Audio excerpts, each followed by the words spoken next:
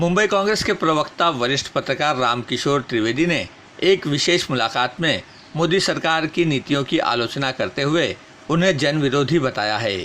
केंद्र की मोदी सरकार के कृषि बिल से लेकर बीजेपी आईटी सेल द्वारा हमेशा राहुल गांधी को निशाना बनाने और पीएसयूज के निजीकरण जैसे मुद्दे पर रामकिशोर त्रिवेदी ने अपनी तीखी प्रतिक्रिया व्यक्त की है। कृषि बिल के बारे में जब रामकिशोर त्रिवेदी से पूछा गया कि जब मोदी सरकार ने किसानों के हित में यह बिल लाया है तब कांग्रेस इसका विरोध कर रही है, क्या यह एक तरह से किसानों का विरोध नहीं है? इसके जवाब में उन्होंने क्या कहा, आइए सुनते हैं। इसमें किसानों का कोई विरोध नहीं है।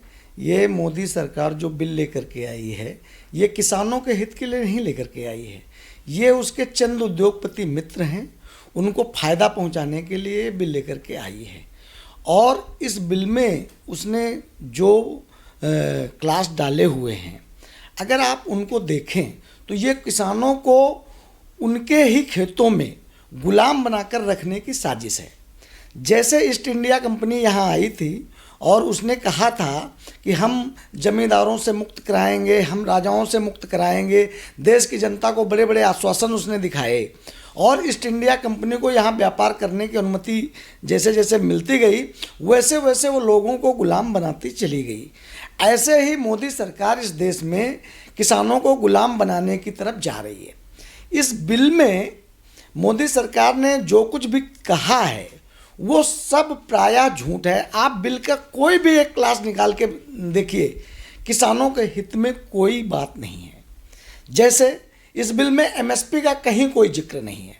जब हमारी पार्टी कांग्रेस ने इसके बारे में मोदी से पूछा कि इसमें एमएसपी का जिक्र नहीं है तो उन्होंने बिहार की किसी एक रैली में 50 रुपये बढ़ा दिए। आप बताइए, 50 रुपये एमएसपी गेहूं में बढ़ाई गई जो 2.6 है, यानी देश में एमएसपी भी बढ़ाई गई तो 2.6 बढ़ाई गई। ये कौन सा न्याय है किसानों के साथ में? मैं आपको यही बार बार बताना चाहता हूं कि आप किसानों को बताइए कि मोदी और भाजपा किसानों को गुमराह करके उनका आत्मसम्मान छीनने जा रहे हैं। रामकिशोर त्रिवेदी के अनुसार देश के पीएसयूज के निजीकरण के विरोध में सभी को साथ आना चाहिए, लेकिन जब उनसे पूछा गया कि इस मुद्दे पर कांग्रेस लोगों को कनेक्ट क्यों नहीं कर पा रही है तो इसका जवाब रामकिशोर त्रिवेदी ने कुछ यूँ दिया। देखिए, बंद तो पूरी तरह से सफल हुआ है और बंद तो एक राजनीतिक प्रक्रिया है और हमारे विरोध करने की प्रक्रिया है, लेकिन हमारी कांग्रेस पार्टी और हम लोग किसानों के लिए पूरी तरह से लड़ने के लिए तैयार हैं। कांग्रेस वो पार्टी है जिसने इस देश में अंग्रेज़ों को निकाल के भगा दिया। इस देश में अंग्रेज आए तो उन्होंने किसी को राय बहादुर की उपाधि दे दी, किसी को कंपनी बहादुर की उपाधि दे दी। आज मोदी जी भी वही कर रहे हैं। देश के कुछ लोगों को राज्यसभा में भेज करके उनको राय बहादुर की उपाधि दे रहे हैं। कुछ लोग जो सरकार में बैठे हुए हैं, जो संविधान की कसम खा करके आते हैं कि जनता की सेवा करेंगे, लेकिन वो एक राजनीतिक पार्टी की सेवा कर रहे हैं, वो भाजपा की सेवा कर रहे हैं। उनको ये मोदी सरकार राय बहादुर की उपाधि दे रही है। अभी आप लंबा मत जाइए, बिहार के डीजीपी गुप्तेश्वर पांडे का ही मामला देख लीजिए। गुप्तेश्वर पांडे ने जिस तरीके से सुशांत केस के मर्डर में रॉबिनहुड पांडे बने, आज उनकी पूरी पोल खुल गई है।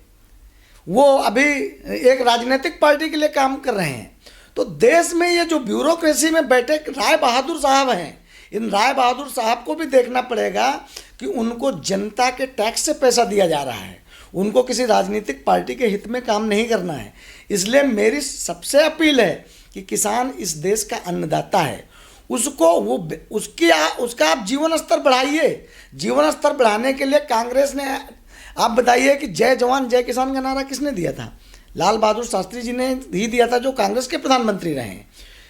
इंदिरा जी ने किसानों के लिए बहुत कुछ किया, राजीव गांधी जी ने किसानों के लिए बहुत कुछ किया, हमारे वर्तमान पूर्व प्रधानमंत्री मनमोहन सिंह ने बहुत कुछ किया, सोनिया जी ने मनरेगा की पूरी योजना सोनिया जी लेकर के आई हैं।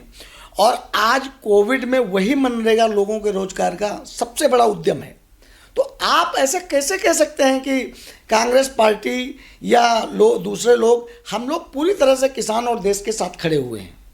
बीजेपी के प्रवक्ताओं और बीजेपी के आईटी सेल हमेशा कांग्रेस नेता राहुल गांधी को ही क्यों टारगेट करते हैं, यह पूछे जाने पर कांग्रेस के प्रवक्ता रामकिशोर त्रिवेदी ने कहा कि राहुल गांधी ही इस सरकार की गलतियों को सबके सामने उजागर करते हैं, इसलिए उन्हें ही टारगेट बनाया जाता है।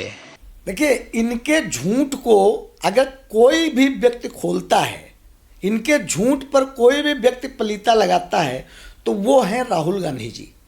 राहुल गांधी जी ने, आपको याद होगा, चुनाव के पहले जब मोदी चुनाव में लड़ रहे थे और जब देश को सपना दिखा रहे थे कि सबका विकास, सबका साथ, अब की बार मोदी सरकार, अच्छे दिन आएंगे, बुरे दिन जाएंगे, एक हाथ में कुरान, एक हाथ में कंप्यूटर, बड़े बड़े नारे गढ़े गए थे।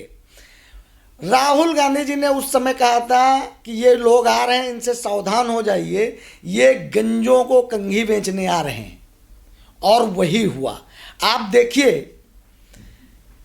कि मोदी जी कहते हैं कि हम नाले से चाय बनाते थे, नाले से गैस निकालते थे और चाय बनाते थे। मैं बहुत गरीब आदमी का लड़का हूँ, मेरी माँ बर्तन मांजती थी, लेकिन राहुल गांधी ने बताया कि ये गरीब 1.5 करोड़ का सूट पहनता है। ये किस राहुल गांधी ने लोगों को बताया कि आपका जो गरीब प्रधान सेवक है वो 1.5 करोड़ का सूट पहनता है। राहुल गांधी ने इसको सूट बूट की सरकार बताया।